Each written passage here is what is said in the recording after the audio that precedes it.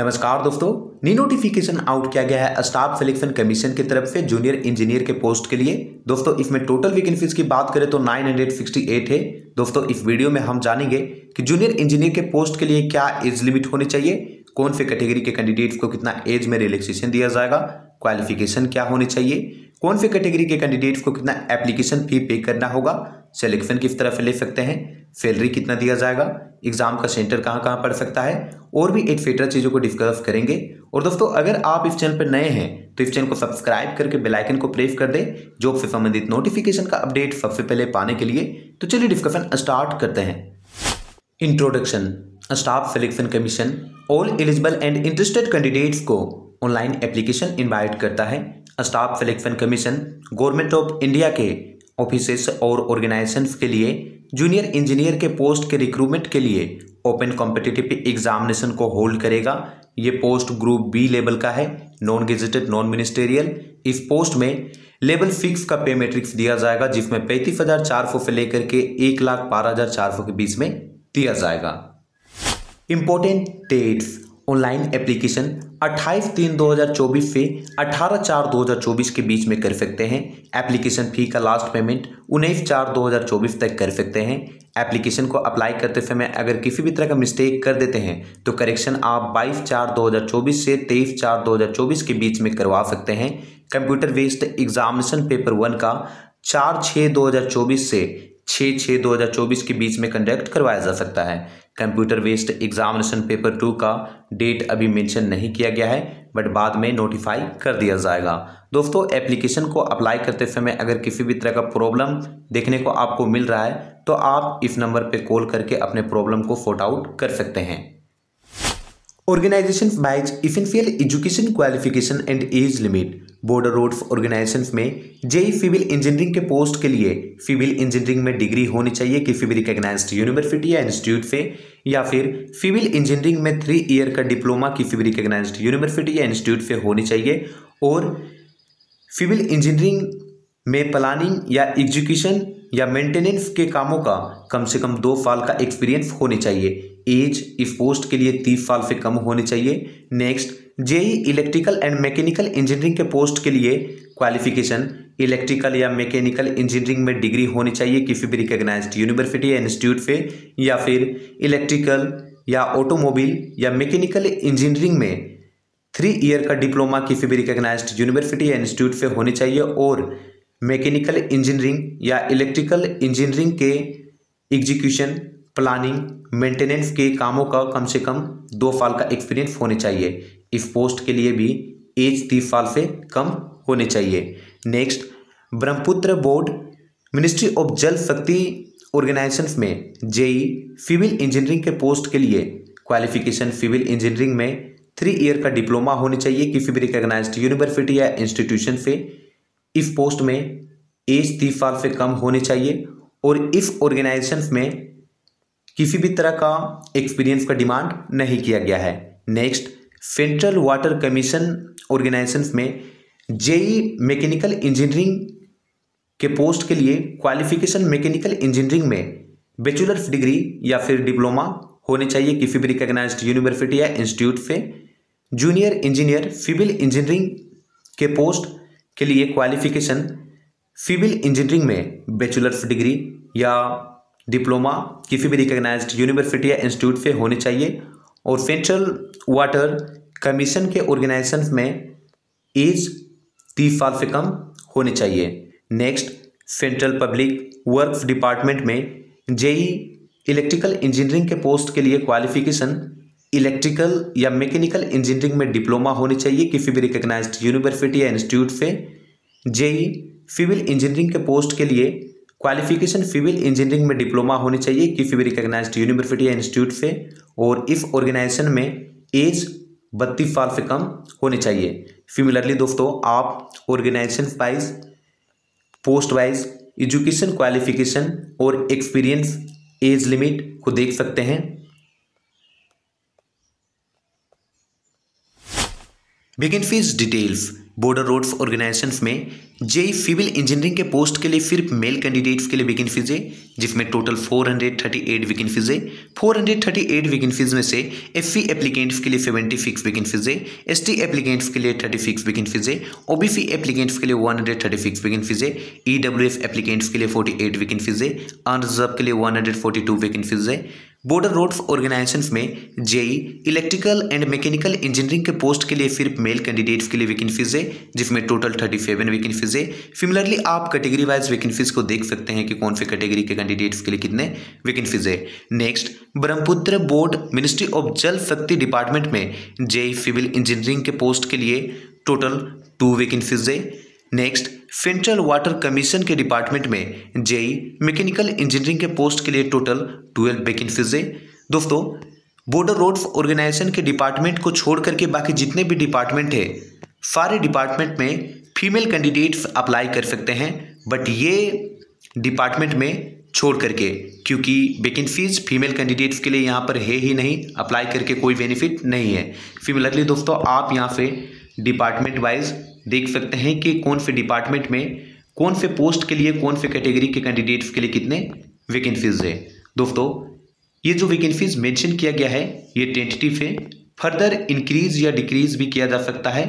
Right, अगर vacancies के number में इंक्रीज या डिक्रीज होता है तो आपको इंटीमेट कर दिया जाएगा।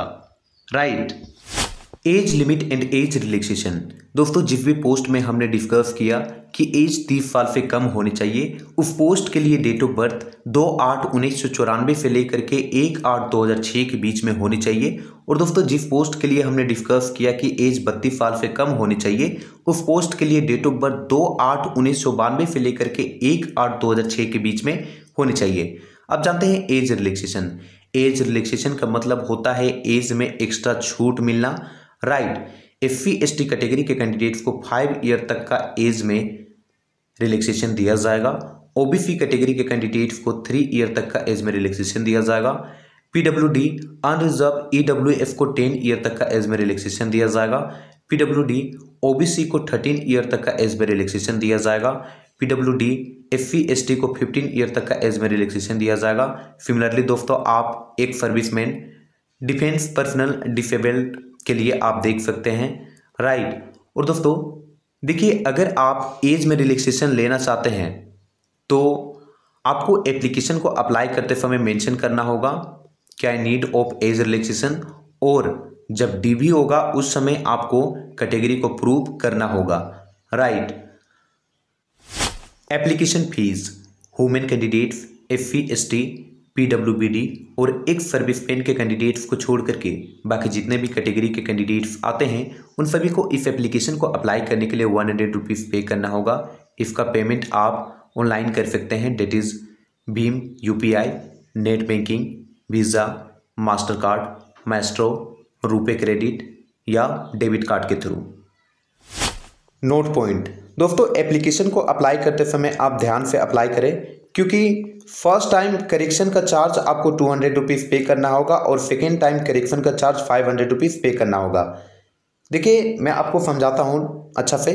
एप्लीकेशन को मान के चलिए आप अप्लाई किए हैं, ठीक है, और किसी भी तरह का मिस्टेक कर देते हैं तो आप करेक्शन करवाने के लिए जाएंगे तो आपको 200 रुपीज़ पे करना होगा फर्स्ट टाइम।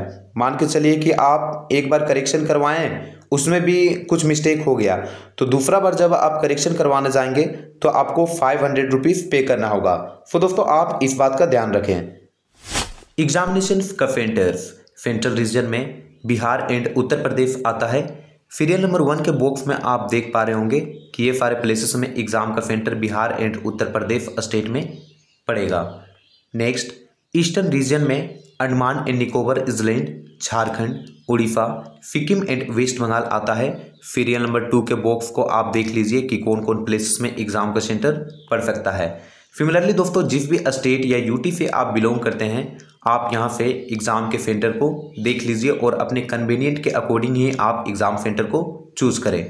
दोस्तों, एप्लीकेशन को अप्लाई करते समय आपको 3 एग्जामिनेशन के सेंटर को चुनने के लिए ऑप्शन दिया जाएगा। राइट, और दोस्तों एक बार आप एग्ज़ाम सेंटर को चुन लेते हैं तो किसी भी सर्कमस्टेंसेस पर आप चेंज नहीं कर पाएंगे। तो दोस्तों एप्लीकेशन को अप्लाई करते समय इस बात का आप ध्यान रखें। और देखिए कमीशन अगर चाहे तो जैसे मान के चलिए आप ए, बी और सी एग्ज़ाम के सेंटर को चुनते हैं, ठीक, तो कमीशन चाहे तो एग्ज़ाम सेंटर ए भी आपको नहीं देगा, बी भी नहीं देगा, सी भी नहीं देगा, आपको एग्ज़ाम का सेंटर डी दे दिया जाएगा, राइट। तो ऐसा भी हो सकता है। सो दोस्तों आप एडमिट कार्ड आउट होने के बाद ऐसा नहीं क्लेम कर सकते हैं कि आपको एग्ज़ाम सेंटर कहीं और दे दिया गया है। सिलेक्शन प्रोसेस एंड एग्जामिनेशन का स्कीम, दोस्तों इसमें सिलेक्शन कंप्यूटर बेस्ड टेस्ट जिसमें पेपर 1 और पेपर 2 का एग्जामिनेशन कंडक्ट करवाया जाएगा। पेपर 1 और पेपर 2 के एग्ज़ाम को क्लियर करने के बाद डॉक्यूमेंट्स वेरिफिकेशन होगा। डॉक्यूमेंट्स वेरिफिकेशन के बाद फाइनल मेरिट लिस्ट तैयार किया जाएगा और फाइनल मेरिट लिस्ट में जिन कैंडिडेट्स का नेम आउट होगा वो कैंडिडेट्स को ज्वाइनिंग लेटर सेंड कर दिया जाएगा। अब जानते हैं एग्जामिनेशन के स्कीम के बारे में। पेपर 1 में जनरल इंटेलिजेंस एंड रीजनिंग से 50 क्वेश्चन पूछा जाएगा, 50 मार्क्स कैरी करेगा। जनरल अवेयरनेस से 50 क्वेश्चन पूछा जाएगा, 50 मार्क्स कैरी करेगा। और दोस्तों जिस भी पोस्ट के लिए आप अप्लाई करेंगे, मान के चलिए आप सिविल इंजीनियरिंग के लिए अप्लाई किए हैं तो आपको 100 क्वेश्चन सिविल इंजीनियरिंग से ही पूछा जाएगा, 100 मार्क्स कैरी करेगा। इलेक्ट्रिकल इंजीनियरिंग के लिए आप अगर अप्लाई करते हैं तो आपको इलेक्ट्रिकल इंजीनियरिंग से ही 100 क्वेश्चन पूछा जाएगा, 100 मार्क्स कैरी करेगा। मैकेनिकल इंजीनियरिंग के लिए आप अप्लाई करेंगे तो आपको मैकेनिकल इंजीनियरिंग से ही 100 क्वेश्चन पूछा जाएगा। पेपर 1 के एग्ज़ाम के लिए आपको 2 घंटे का समय दिया जाएगा और PWBD के कैंडिडेट्स को 40 मिनट का एक्स्ट्रा समय दिया जाएगा। नेक्स्ट पेपर 2 के एग्ज़ाम में जिस भी पोस्ट के लिए आप अप्लाई करेंगे, मान के चलिए आप सिविल इंजीनियरिंग के लिए अप्लाई किए हैं तो आपको सिविल इंजीनियरिंग से ही 100 क्वेश्चन पूछा जाएगा, 300 मार्क्स कैरी करेगा। सिमिलरली इलेक्ट्रिकल इंजीनियरिंग के लिए आप अप्लाई करते हैं तो इलेक्ट्रिकल इंजीनियरिंग से ही आपको 100 क्वेश्चन पूछा जाएगा, 300 मार्क्स कैरी करेगा। आपके डोमेन से ही आपको क्वेश्चन पूछा जाएगा, राइट। पेपर 2 के एग्ज़ाम के लिए आपको 2 घंटे का समय दिया जाएगा और PWBD के कैंडिडेट्स को 40 मिनट एक्स्ट्रा समय दिया जाएगा। एग्ज़ाम का लैंग्वेज बाइलिंगुअल होगा, हिंदी और English. Question objective types multiple choice question होंगे और अगर आप एक क्वेश्चन गलत करते हैं तो 1/4 का मार्क्स डिडक्ट कर लिया जाएगा। सो आप क्वेश्चन को तभी अटेम्प्ट करें जब आप 100% श्योर हो, अदरवाइज आप कट ऑफ लिस्ट से बाहर किए जा सकते हैं, राइट। और दोस्तों देखिए पेपर 1 के एग्ज़ाम में आपको कैलकुलेटर अलाउ नहीं किया जाएगा, बट पेपर 2 के एग्ज़ाम में आपको साइंटिफिक कैलकुलेटर अलाउ किया जाएगा, राइट। और दोस्तों देखिए इसमें एग्जामिनेशन के पेपर को री इवेल्युएशन और रीचेकिंग का किसी भी तरह का प्रोविज़न नहीं होगा। Syllabus of paper 1 and paper 2। Paper 1 में देखिए जनरल इंटेलिजेंस एंड रीजनिंग से ये सारे चैप्टर से क्वेश्चन पूछे जाएंगे, यहाँ से आप देख लीजिए। जनरल अवेयरनेस से ये सारे सब्जेक्ट से क्वेश्चन पूछे जाएंगे। इसको आप स्क्रीनशॉट ले लीजिए या फिर कॉपी में नोट डाउन कर लीजिए सो दैट आप एग्जामिनेशन का अच्छे से प्रिपरेशन कर पाएँ। यह है दोस्तों सिविल इंजीनियरिंग का सिलेबस, यहाँ से देख सकते हैं। यह है इलेक्ट्रिकल इंजीनियरिंग का, यह है मैकेनिकल इंजीनियरिंग का सिलेबस। अब देखिए पेपर 2 का सिलेबस सिविल इंजीनियरिंग के लिए है। बिल्डिंग मटेरियल से क्वेश्चंस पूछे जाएंगे, एस्टिमेटिंग, कॉस्टिंग एंड वैल्यूएशन से, सर्वेइंग से, सोइल मैकेनिक्स से, हाइड्रोलिक से, इरिगेशन इंजीनियरिंग से, ट्रांसपोर्टेशन इंजीनियरिंग से, इन्वायरमेंटल इंजीनियरिंग, स्ट्रक्चरल इंजीनियरिंग, यहाँ से आप देख लीजिए। आरसीसी डिज़ाइन, स्टील डिज़ाइन, ये सब यहाँ से आप देख लीजिए। इलेक्ट्रिकल इंजीनियरिंग का ये है सिलेबस, यहाँ से देख लीजिए। बेसिक कॉन्सेप्ट से क्वेश्चन पूछे जाएगा, सर्किट लॉज से, magnetic circuit, AC fundamentals, measurement and measuring instruments, electrical machines, synchronous machines, generation, transmission and distribution, estimation and costing, utilisation of electrical energy, basic electronics. फिर यहाँ से पार्ट सी में आप mechanical engineering के लिए यहाँ से देख सकते हैं ये सारे चैप्टर से क्वेश्चंस पूछे जाएंगे दोस्तों। इसको आप स्क्रीनशॉट ले लीजिए। जिस भी पोस्ट के लिए आप अप्लाई करेंगे उस पोस्ट का सिलेबस को। General instructions. दोस्तों पीबीटी एग्जामिनेशन के दौरान आपको एडमिट कार्ड के अलावा 2 रिसेंट का कलर फोटोग्राफ पासपोर्ट साइज में लेके जाना है, और दोस्तों साथ ही साथ एक आईडी प्रूफ के तौर पे Aadhaar card, voter ID card, driving licence या पैन कार्ड या पासवर्ड या फिर स्कूल या कॉलेज का आईडी कार्ड, इनमें से एक आईडी कार्ड आप लेके जा सकते हैं। जो आपके एडमिट कार्ड में डेट ऑफ बर्थ जो मेंशन किया गया है उसके डेट ऑफ बर्थ से सेम मैच करना चाहिए आईडी कार्ड में, वो आईडी कार्ड आपको लेके जाना है।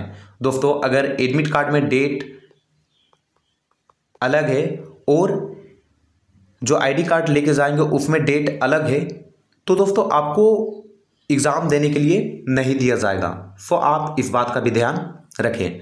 और डॉक्यूमेंट्स वेरिफिकेशन के दौरान आपको ये सारे डॉक्यूमेंट्स लेके जाने होंगे, एक नज़र आप यहाँ पे डाल लीजिए।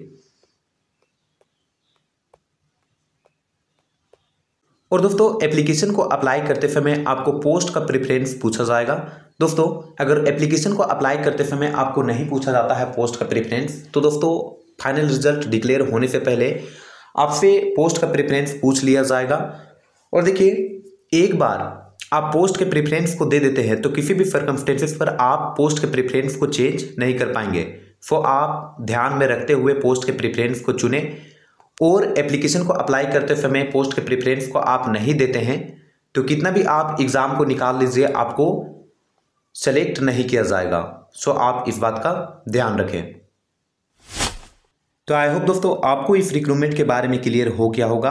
दोस्तों फिर भी आपको किसी भी तरह का डाउट रहता है इस रिक्रूटमेंट से संबंधित, देन आप कमेंट करें, मैं आपके डाउट को रिजॉल्व करने का कोशिश करूंगा। और दोस्तों अगर आप इस चैनल पर नए हैं तो इस चैनल को सब्सक्राइब करके बेल आइकन को प्रेस कर दें, और दोस्तों इस वीडियो को अपने दोस्तों के साथ भी शेयर कर दें ताकि आपके दोस्त भी इस रिक्रूटमेंट के बारे में जान सके। मिलते हैं दोस्तों नेक्स्ट वीडियो में to bring such kind of information. तब तक के लिए जय हिंद, जय भारत।